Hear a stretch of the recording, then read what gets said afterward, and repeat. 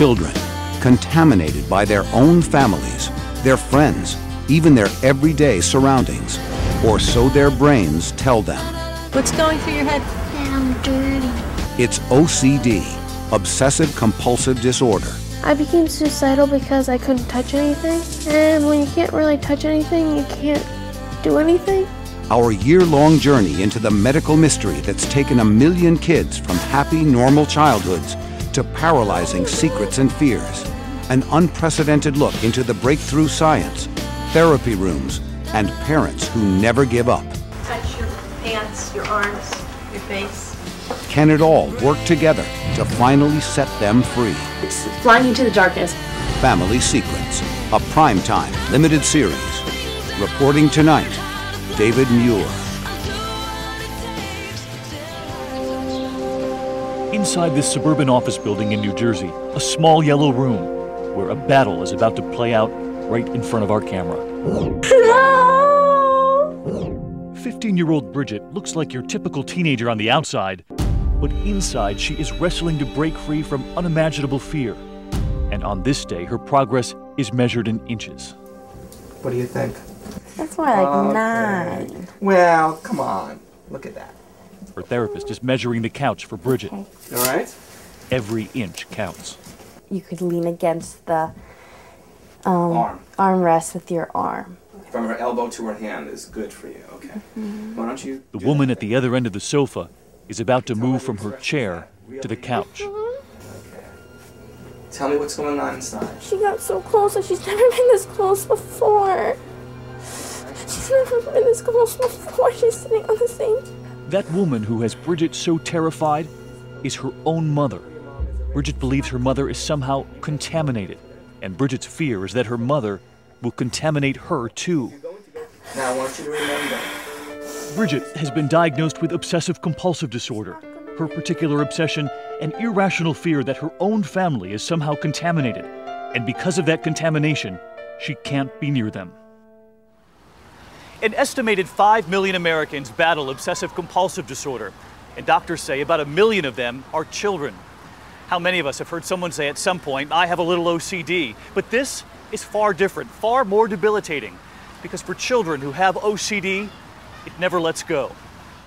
I just have to prove to her that I can do this. Who is Bridget talking about? The OCD, as if it were a person trying to control her. She's not going to win this time because she's won too many times. It's just a trick and then anxiety will go down. But on this day, the OCD is still winning. She's just really close. For Bridget, it's become all-consuming. My OCD has taken over most of my life in the past 6 months. I haven't been able to be at home, touch any of my belongings that are at home. I haven't really seen any of my friends. Long before the worries, Bridget was a beautiful little girl, smiling from ear to ear, growing up playing with her 2 older brothers, a star student at school in the gifted program, with a proud mother and father at home. A standout swimmer in the pool, a fish in the water. The first signs that all of this was beginning to crack came at just 11, with what Bridget's mother Karen says was a need to be perfect at school.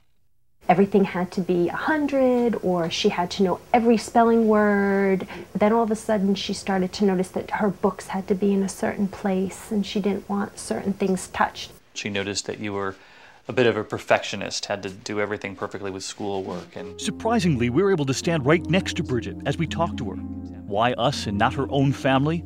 Her doctor says this proves just how irrational the OCD can be. Bridget's mind is fixated on her own family, and the OCD won't let go.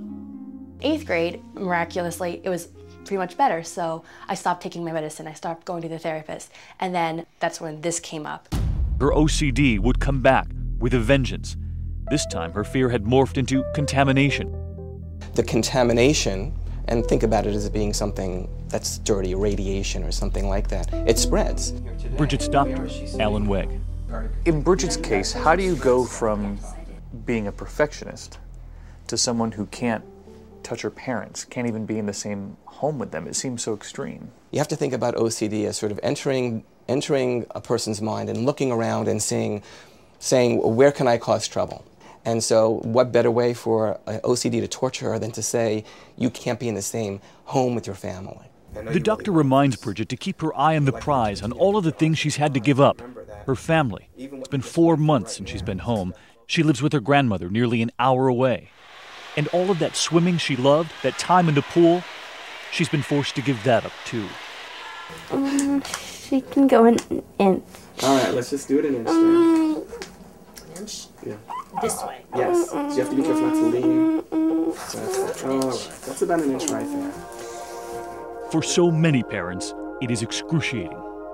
It's overwhelming, is really what it is, how it encompasses everything in your life and how I didn't realize it could grow to where it is now. The treatment we are allowed to witness is rarely shared on camera. It's what's called exposure and response prevention therapy. Bridget must expose herself to her fears, to desensitize herself, getting closer to her mother 1 inch at a time. Breathe through it. It's the last one for the day. Bridget can't talk. She whines and shakes on the couch. She doesn't want her mother to talk either. Oh, don't. Okay. Well, your mom is sitting on the couch with you in my office.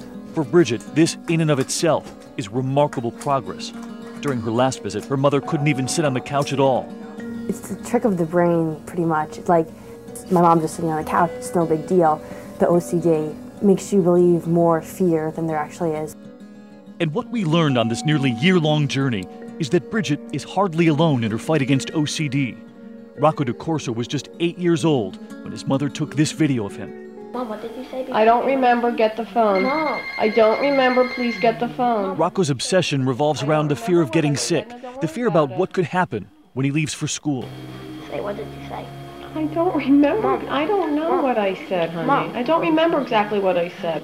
Mom, what did you say? The fear is relentless. I can't answer you anymore. Pretty sure that's what happened. Pretty sure that's what Rocco, what did I say? He begs his mother to repeat herself, to keep reassuring him that everything will be okay. Even for the most loving of moms, it can break you. I don't remember what I said. I don't know what I said. Why do you do that? This video was taken just weeks before his diagnosis. Rocco has OCD too. His fear of what if consumes him. Hey, what about my day? His parents told us it started when he was just 5.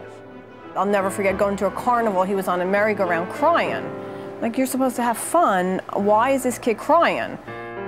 Even now, with times when he asks the questions, it's really hard to have the patience. I mean, you know, we try, and sometimes you're like, get over it, knock it off already. Yeah, you know what you have to do. Mom, honey, I don't know what you're saying. I don't remember what I said about the day. You'll have a great day. Why do you do this? I said a couple things. The difficult part when he was 5 years old. He says, I can't live like this no more. Coming from a 6-year-old saying, I can't live like this. I really live with God. And don't worry, Mommy, Daddy, I'll look down after you. That's tough. Parents tormented, watching their little boy struggle to get past his anxiety.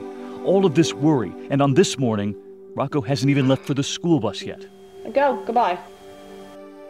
We met Liz Mickenvale too. For her, it's a struggle just to get out of bed for school. Just 15 when she was diagnosed, her obsession is being clean. Every part of my hands, really. Scrubbing herself until her skin is raw. Really. And just one round of this is never enough. I have to do it again all over because I feel like my hair touched the side of my arm, which my arms are all contaminated. So, I mean, this is just the beginning. So frustrated, some mornings she punches holes in the wall. Even with all of this washing, Liz still has to take a shower and pick out her outfit.